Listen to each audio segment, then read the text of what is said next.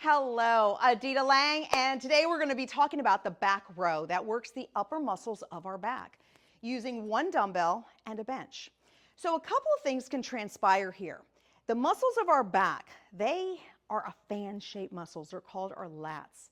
And working a one-arm row, that's going to work one side, but we have to keep the integrity and the posture of the other side as well. Some people go into the gym, place one knee on the bench, and start working. The challenge here is that the bench is different sizes. So for example, this bench is kind of high for me.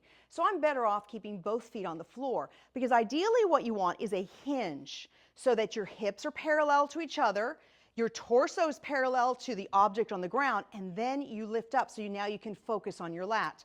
So I'm going to take my dumbbell, I'm going to hinge from my hips, pull in from my rib cage and my abdominals, and lift from there. So notice that my hips are parallel to the floor.